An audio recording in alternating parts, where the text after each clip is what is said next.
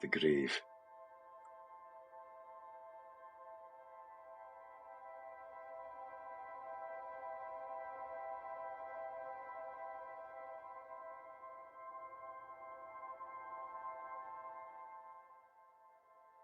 The area beyond the periphery of the grave was surrounded by about a dozen armed American I-4 troops, facing outwards with their backs to the grave.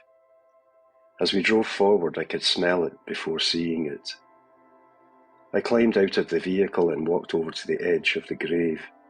I gasped and swallowed hard, taking in the attack on my visual and olfactory senses. It took me a few seconds to grasp what lay before me.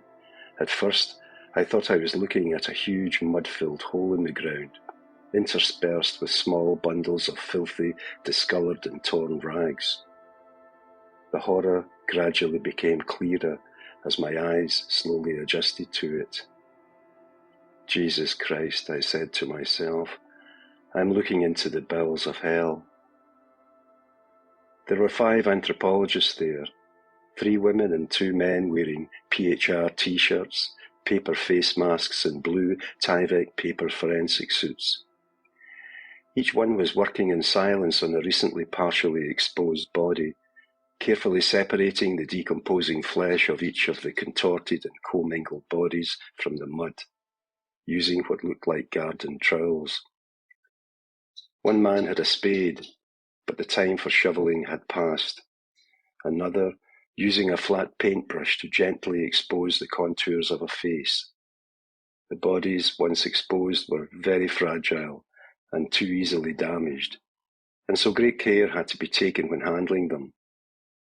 The victims had to be treated carefully from now onwards, not only out of respect for them and for their families, but because their bodies and the crime scenes around them would provide important evidence for the prosecution of their killers. I tried to imagine those days last July, just around a year ago, when the men and boys were blindfolded, had their hands tied behind their backs, then were pushed onto buses and trucks and taken to the killing fields to be executed. Then their killers dumped the dying and dead victims into this and many other pits. I wondered what on earth went through the minds of the victims as they stumbled towards the increasing sound of the gunfire ahead of them. Were they pleading for their lives with anyone willing to listen to them, praying to their God, calling out for their mothers or wives? Or were they walking silently in the knowledge that their fate was sealed? I wondered too about the killers, who over 3 or 4 hot sunny days killed 8,000 plus men and boys. I wish they could be brought here now to look again at the result of their crimes. So many unanswered questions flooded my mind.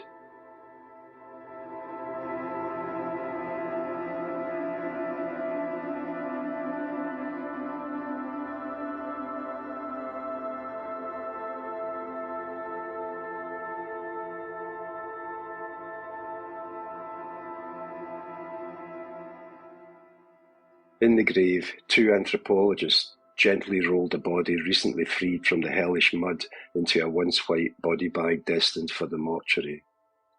The way they handled the body reminded me of how carefully nurses would turn a sick patient in their hospital bed to prevent pressure sores. I confirmed in my mind that I would try to ensure that at all times everyone would treat the victims with the dignity they deserved. I struggled to grasp a sense of what the growing number of families who were beginning to accept that their husbands, sons, brothers and grandfathers were dead might be going through now, not knowing if their father or their sons were among this grim pile of humanity, grief and horror. But also I wondered what the parents or children of the killers would feel were they to see this carnage carried out so systematically and with such cruelty by their husbands, sons or fathers. It was impossible to count or even estimate the number of bodies in this grave. Signs of many other victims were poking out of the walls of the grave. A hand here, a foot there, a hunched spine, scapula commingled together with other bones or body parts.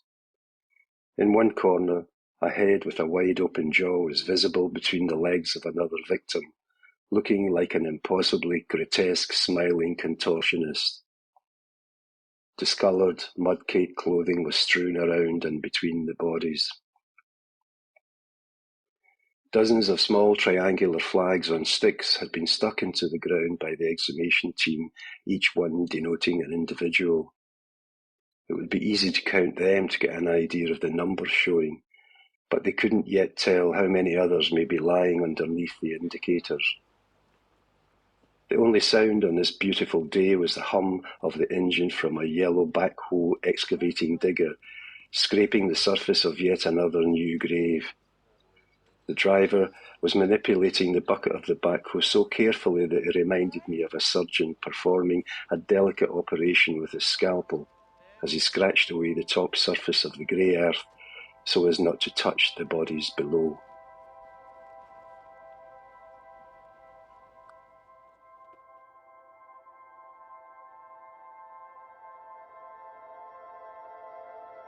A passage from my book, Grave Faces, published by Behar Publishing. Chapter 6, The Grave.